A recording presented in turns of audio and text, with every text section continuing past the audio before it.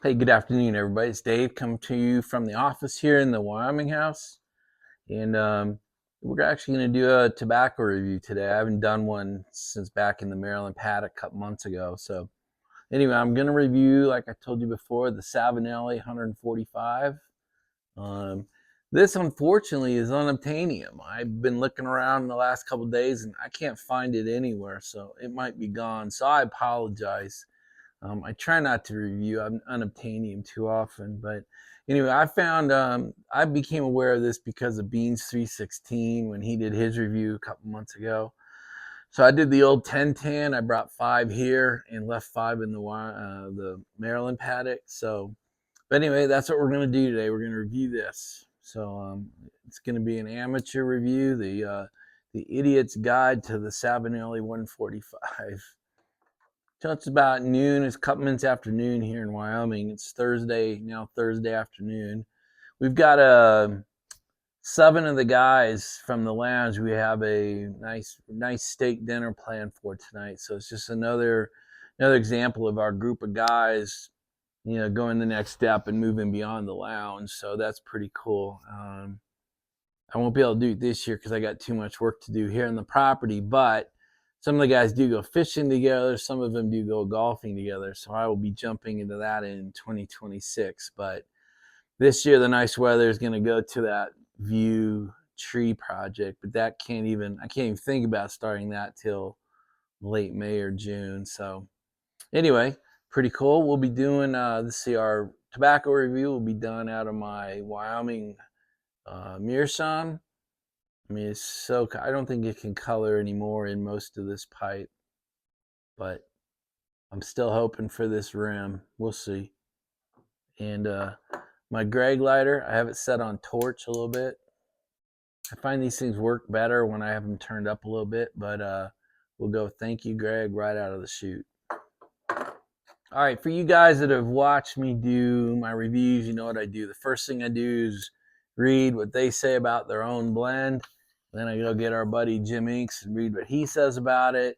Then we look at the tin, we look how it's stored. I show you how I get it ready to smoke, and then I give you my opinion of it. So with that, let's see what Savinelli says about this blend. It says, genuine St. James Parish Perique elevates a base of matured bright and red Virginia grades, enhanced by double fermented dark fired Kentucky from the Tuscan Tiber Valley region of Italy, a location recognized for its 300-year history of tobacco cultivation, leading with base notes of chocolate, dark fruits, and a hint of citrus. The cake cut vapor offers excellent balance. Its underlying smokiness pairing exceptionally well with a cafe ristretto. Not big on Italian speaking, sorry about that. This is my very first vapor. So now today I'm going to be doubly idiot when I review this because I'm not great on reviews, and this is my first vapor, so I have absolutely nothing to compare it to. So just beware that I can't talk about vapors. I can only talk about this vapor. All right, let's read what our buddy Jim Ink says. As you can tell, it's, as usual, pretty long, full paragraph. But let's see what Jim says. The very spicy, earthy, woody, tartly, plummy, very sour Perique is one of the leading players whose spice and plum content surpasses that of Kentucky by a couple of steps. It has virtually no sweetness despite the presence of the tart plum.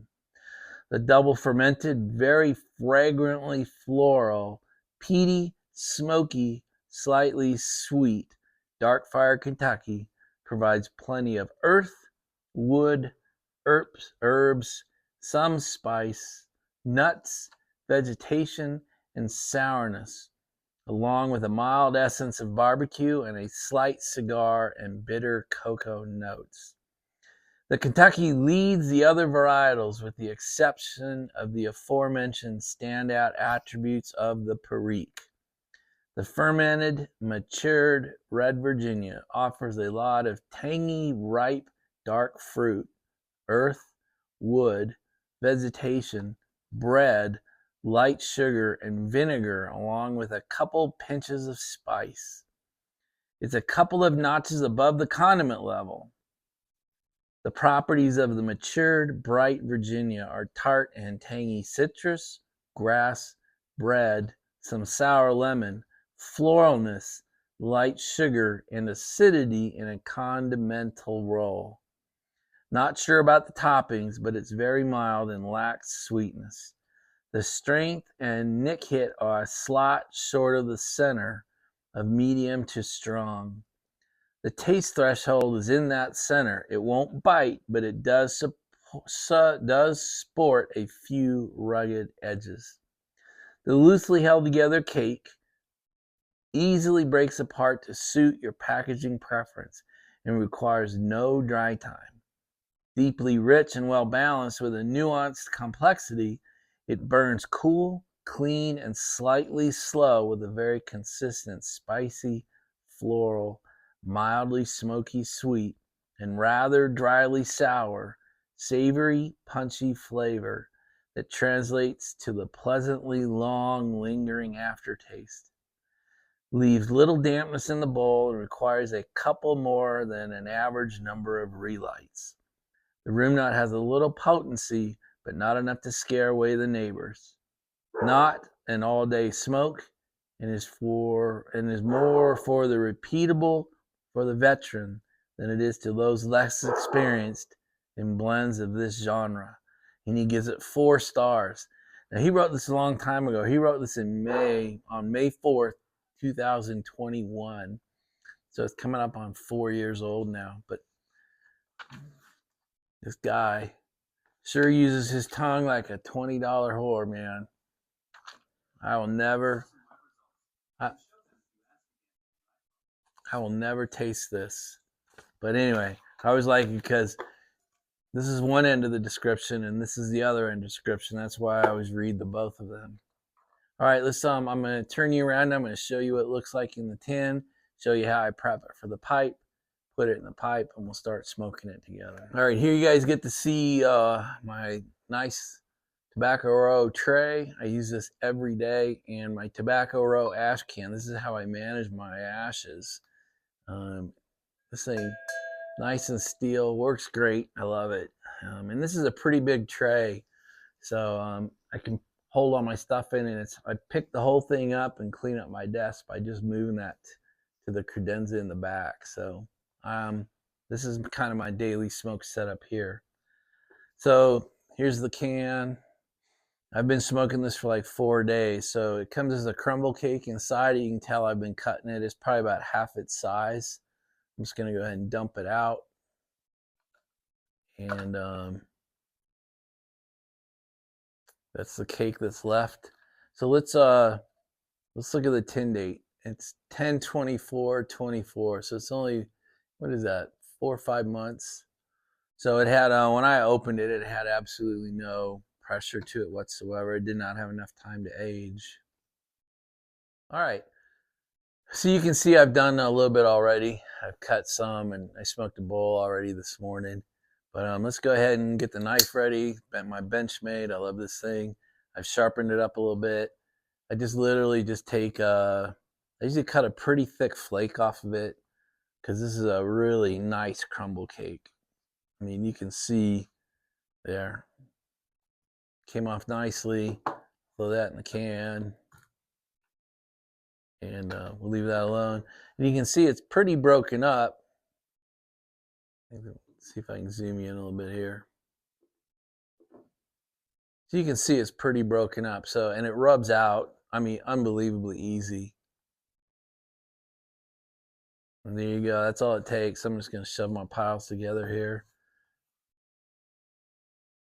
And we are ready to load up the pipe. So to put my knife away, I just push this button and the blade drops. It's pretty heavily sprung, and you can hear it hit. But anyway, Love this knife.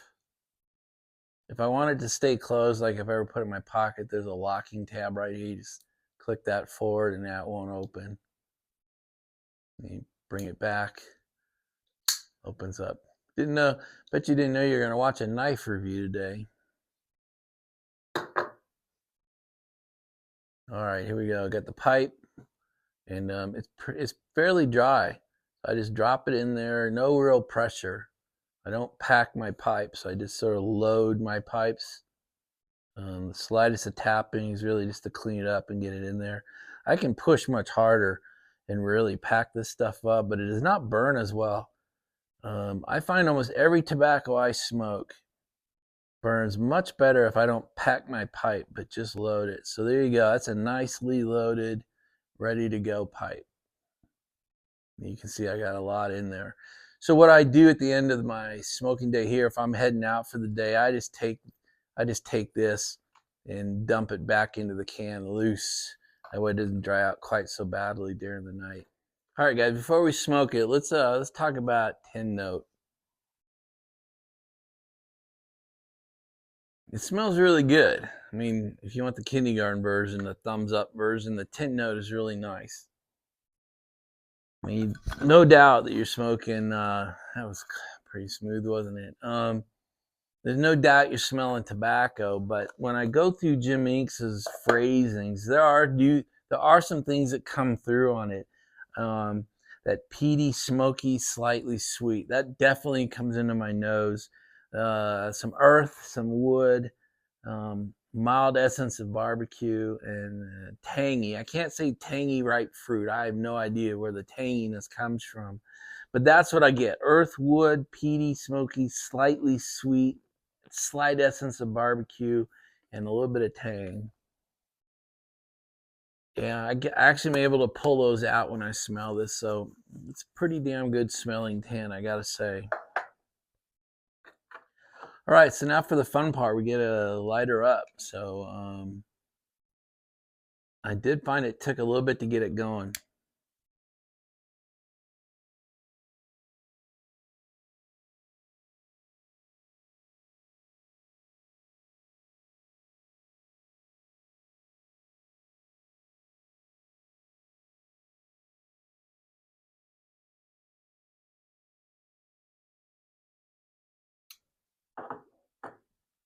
You see, it does rise up out of the bowl a little bit. It's got a nice smoke to it. You know how I always like my tobaccos to have some smoke to them.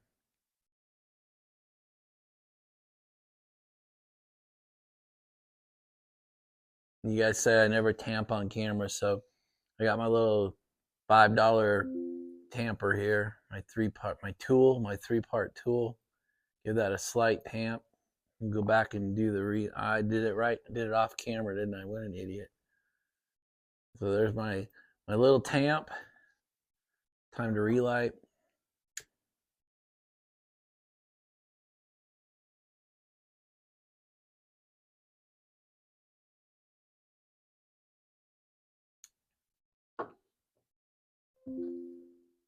I don't understand why it takes so much flame to get this thing lit, because you saw the crumble cake cuts so nicely. It breaks apart so nicely. I mean, I would call it slightly moist after breaking it up, but not wet, not really moist. I mean, so I'm just surprised. You know how many puffs while lighting. I mean, it can take 18, 20 puffs to get it really going.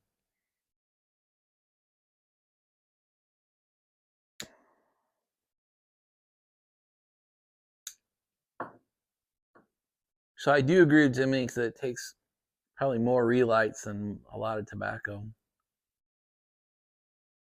He did say it takes more lights than the average, and I have to completely agree with that. But again, I have no explanation why, because it's not a wet tobacco in any way.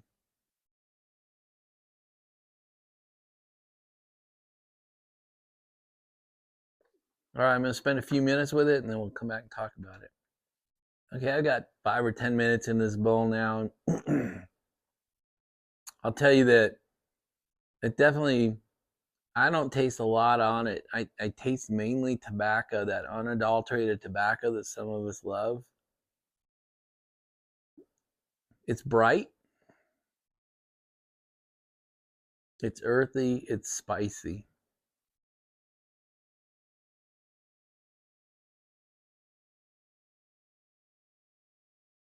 It's the same in my mouth as it is on the retrohale.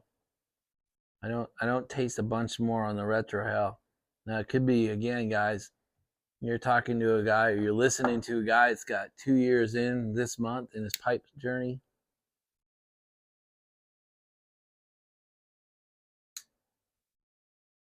Thank you, Greg.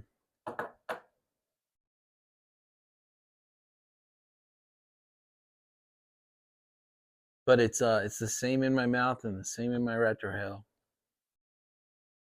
I don't mean that as a negative anyway. It's a great taste. But it doesn't matter how hard I try. I get bright, spicy, woody, that woody, earthy, grassy. To me, those are relatively similar. I don't get citrus. I don't get chocolate. I don't get fruity. I don't get any of that. So, but I also think that's the weakest part of my palate because rarely do I get citrus. Rarely do I get fruity, kind of what I call the higher ends. I feel like the tobacco, the barbecue, the leather, the grass is sort of, at least what I smoke, pretty much the base layers of my tobaccos. And citrusy, lemony, fruity is sort of on the top of that. And very rarely do I get any of that. And I don't smoke it fast. I mean, if you watch Potter Piper, I've really modeled my smoking style after his. He sips it quickly. And that's pretty much how I have adapted how I smoke. I mean, I enjoy that style. Boy, it does. It almost completely avoids tongue bite.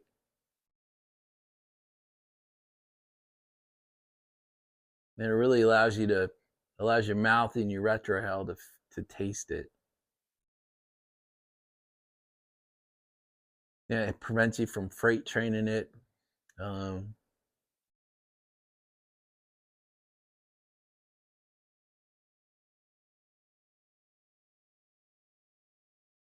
Yeah, it just doesn't matter how much I try. I get the base layers. I get that tobacco taste. It's bright, slightly tangy.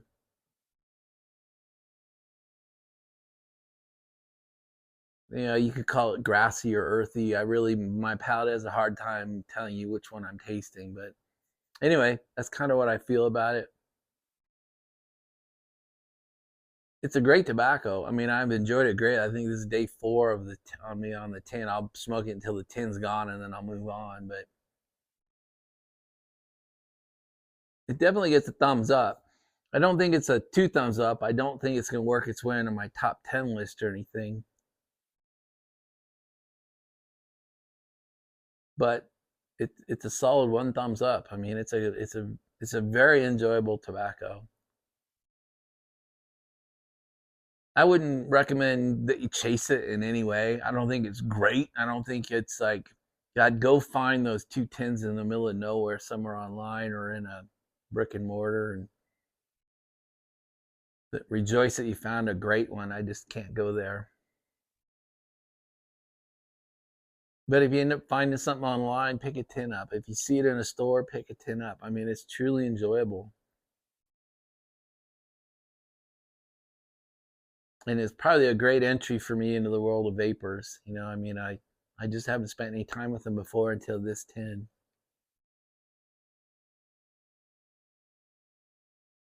All right, me, how kindergartenish I am, but Savinelli 145, I like it. It gets a thumbs up out of me. All right, guys, that's it. I got nothing else for you. Hope you enjoyed it. I hope it helped you a little bit. And again, I apologize that I'm sitting here reviewing an unobtainium product. I hate doing that. Hope you guys are having a good Thursday, a great week. Sasha and I are out of here pretty soon and go up to the lounge, have a cigar with the guys, and then some of us are going out for a real nice dinner tonight. So that's it. I'm gonna turn you around, and as you head out the door, I'm gonna show you Sasha and show you how stressed out she is. And there she is, trying to work through stress in her life. She actually went outside for about a half hour, so she's got the craziness out. Anyway, Sasha says hi. Sasha says, have a great day.